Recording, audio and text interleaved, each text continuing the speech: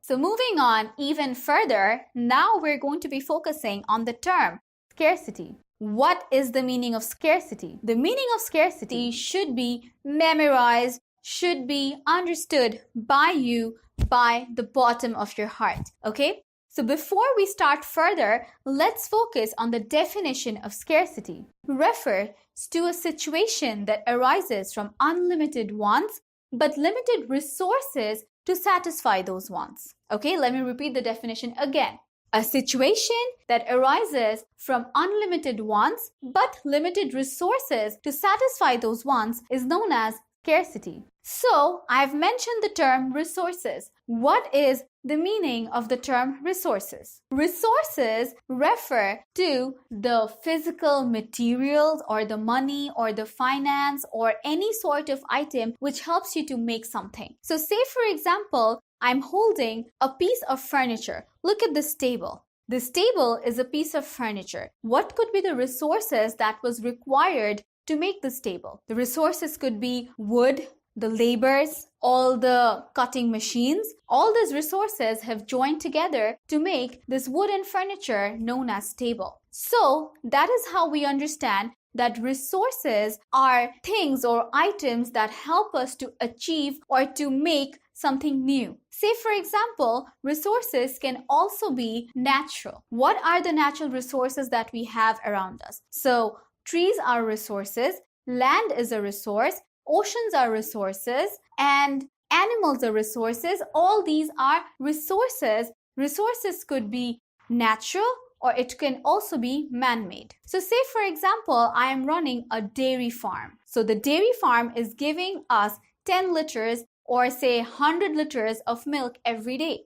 So what is the resource that is helping me to achieve the milk? The resource is the cows, right?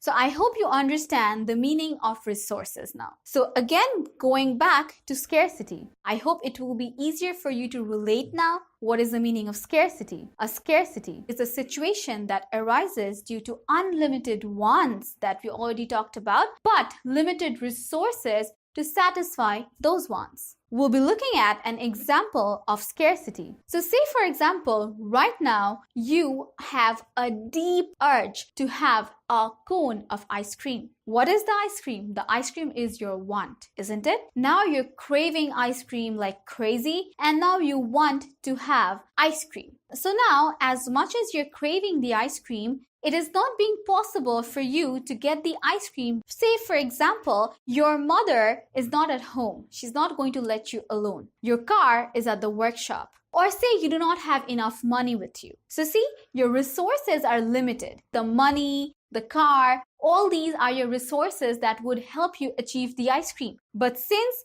right now your resources are limited, you're not being able to get hold of the ice cream. So that is why this is a situation where we can see scarcity occurring. Now let's focus on another example of say for example, you are now craving or you have very deep urge to meet your favorite celebrity or your favorite football player. Say let's take the example of the ever so popular Argentina player Messi. You want to get an autograph from him. This is your want right now. What do you want? You want to get an autograph from him. But looking at your current situation, you do not have enough resources to go and get that autograph. Say, for example, you are not being able to afford a plane ticket because you do not have your own income. You do not have enough time. Your exams are coming up. That's why you cannot go and get that autograph from him. Since these resources are limited in number, you're not